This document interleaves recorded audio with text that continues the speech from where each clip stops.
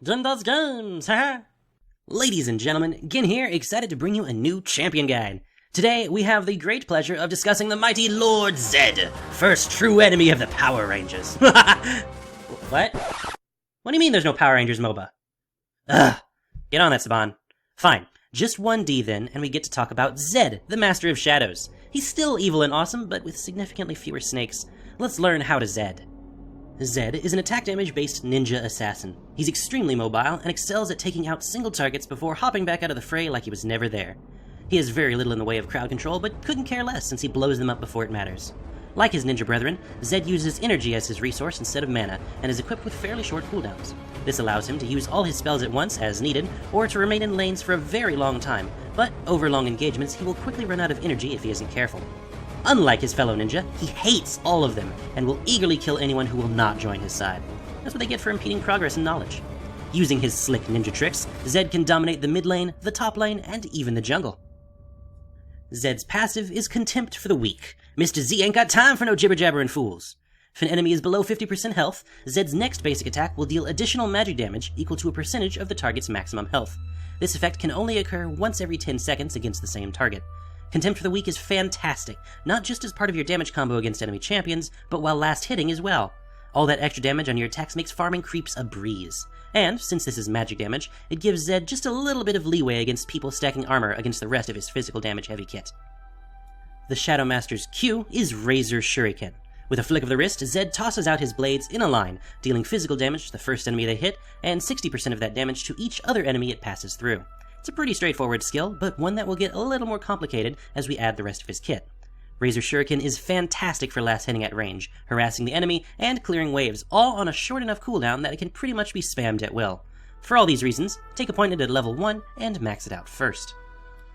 Living Shadow may be a Shadow clone jutsu, but it's far better than anything that chump Naruto could produce. As the linchpin of his kit, Zed's W has a number of effects. Passively, it increases Zed's bonus attack damage by a percentage that goes up with its level. Early on, this doesn't do much, but late in the game, it helps Zed scale up like crazy with the items he buys. At max ranks, it gives an extra 25% AD. When activated, Zed's shadow dashes toward the cursor. Unlike most pets and clones in the game, this one stays put for the next 4 seconds, but for good reason. If you reactivate the ability, Zed will swap places with his shadow. While this may sound like just a complicated way to dash, just wait, there's more. Zed is a master of the shadows, and even his shade can kill you. Whenever he casts Q or E, Zed's shadow will mimic the ability. Razor Shuriken, for example, will have the shadow throw its own blades toward wherever your cursor is pointing, allowing you to hit much farther away. You can even hit with both, though the extra shuriken will deal less damage. But wait, there's more. If the target is struck twice by a mimicked ability, he regains some energy. It's not much, but in the thick of a fight, it'll let him get an extra ability off much quicker. 1 point of Living Shadow will let you do everything it needs to, and as we said, the passive scales best in the late game. Therefore, take a point early at level 2 or 3, and max it out last. With his E, the Dark Ninja does a Shadow Slash. He spins his blades to create a burst of shadow energy, dealing physical damage to all nearby enemies.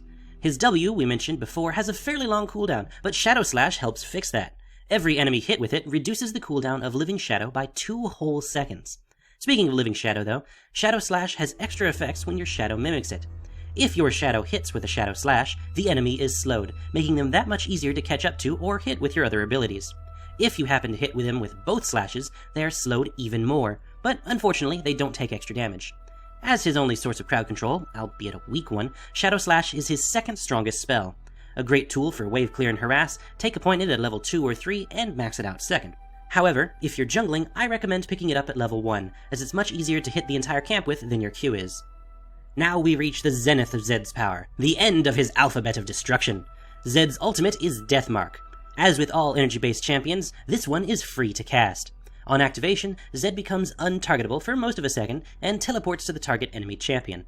On arrival, he marks the target for death and spawns a shadow that lasts for 6 seconds at the location he cast the spell from. Just like with his W, you can reactivate the ability to swap places with it, and it will mimic your spells too.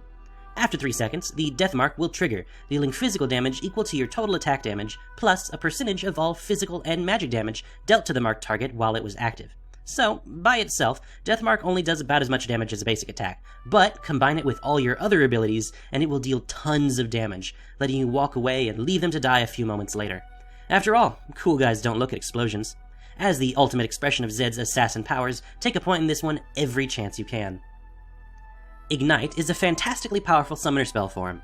The more damage you can stack onto Zed, the better. Plus, the healing debuff mitigates many of the ways they can attempt to cancel you out.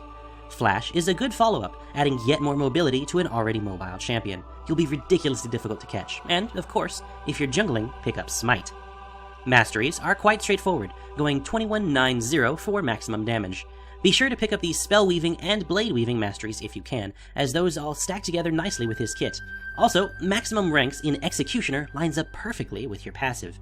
While this selection doesn't have all the cooldown reduction we could be getting, we do have other sources for that at our disposal. The defense tree is our secondary choice, as Zed is rather squishy if he does actually get caught, and every little bit helps there. The mobility in the utility tree could be nice, but as mobile as we already are, it's not entirely necessary. Runes are a bit more flexible. Choose between armor penetration and flat attack damage, marks, and quintessences. The former will be stronger in the late game when people start getting armor, while the latter is strong early to help you get the ball rolling. And then get flat armor, or health per level seals, and flat magic resistance, or cooldown reduction glyphs. These you can choose depending on what your opponents are playing. Being the attack damage caster type assassin that he is, there are a few statistics in particular that we want to be getting in our items for Zed, namely attack damage, armor penetration, and cooldown reduction. We'll be getting a few other things too, but we'll explain as we go. To start, grab either a longsword, a Doran's blade, or a Doran's shield. The Doran's options are for easy and difficult lanes respectively, but generally I find the longsword is the middle ground that you'll take in most cases. The longsword in fact builds into most of the items you want to get as Zed, so you'll be buying lots of swords. The Brutalizer is the AD caster's item of choice, granting every stat you could want all in one cheap, efficient package. Blade of the Ruined King is especially strong for one particular reason.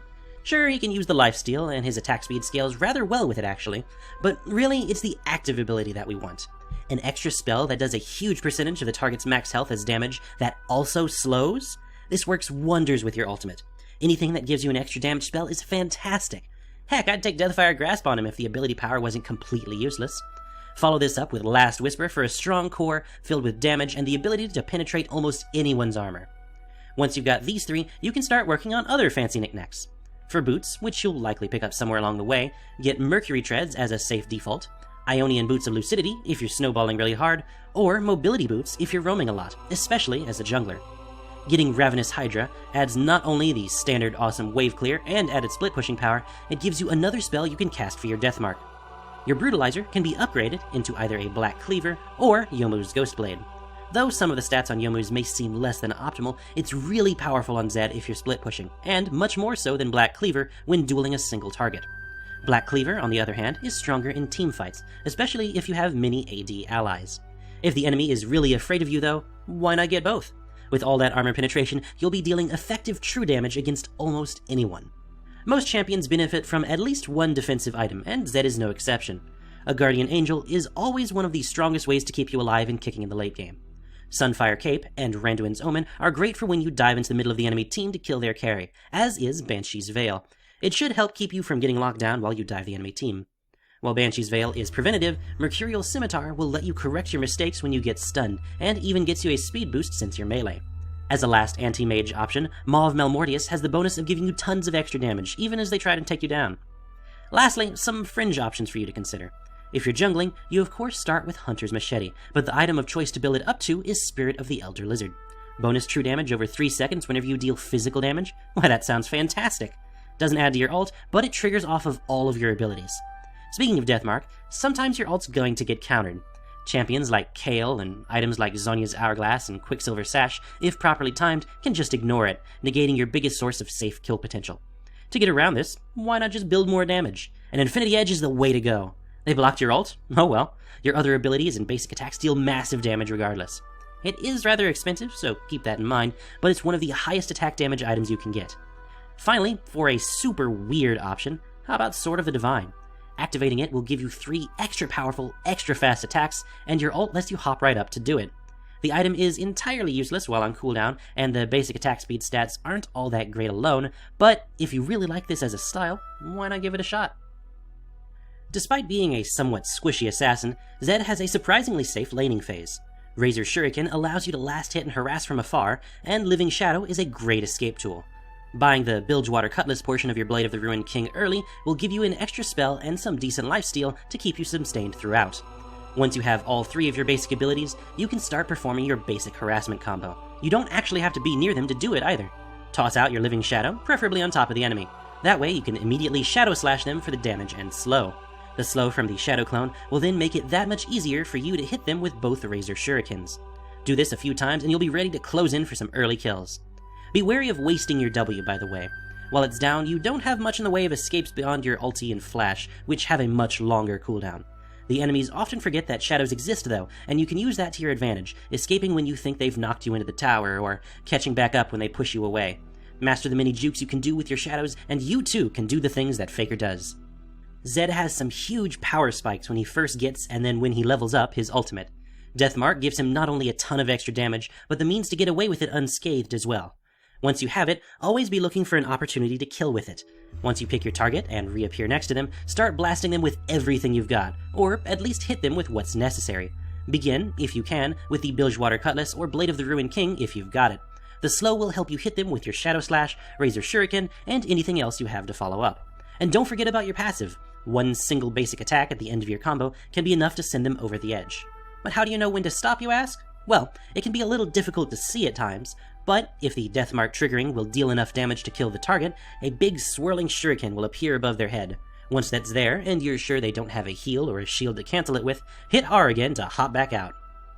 Being an assassin with little in the way of crowd control or defenses, Zed much prefers one-on-one fights to full-on team battles. Catch someone in the jungle? They're dead, son! Split pushing is a great way for Zed to spend his time. His Q and E are great for clearing waves, as is the combination of Blade of the Ruined King and Ravenous Hydra. They send someone to stop you? They're dead too. And if you can't kill them for whatever reason, Living Shadow provides an easy escape. Remember, by the way, that only the clone version of your Shadow Slash can slow. You want to hop away before hitting with that to make your escape that much easier. If you have to take part in team fights, your job is to kill the enemy carry, whoever it may be. Dive them with your full combo, and leave the fight before it gets too hairy. If you want afterwards, collapse back in as cleanup crew. Remember that your passive works once per target every 10 seconds, making it ideal for taking out all the remaining weaklings. Zed is a scary powerful assassin. Dive in and out of fights to wreck your foes and you'll lead your team to victory. So, thanks for watching everyone. If you've enjoyed this guide, please let me know by hitting the like button. Speak up in the comments below if you have advice or questions. We're all here to learn. Subscribe for future stuff like guides, gameplay, and general silliness. Follow me on Twitch for streams and Twitter and Facebook to see what else is going on. Till next time, I've been Gin, and you've been watching me talk about a video game. Now, get out there and slaughter the weak. Only the worthy will survive. Emerge from the darker phenomenon. I'm a master of stealth like Gene Parmesan. 80 cats to take your health. Move in the shadows, test your will to survive like I'm GLaDOS. Attack vector, I'm severing vital organs. Decapitate the sensei, make a ninja orphan. According to my sources, you're bluer than normal. You're cordially invited to prove that you're mortal in combat with me. Nightcrawler plus Wolverine. Die like your dad, human guillotine. I'm undercover, I'm shrewd, I'm living danger. I'm coming tougher than dude from Power Rangers.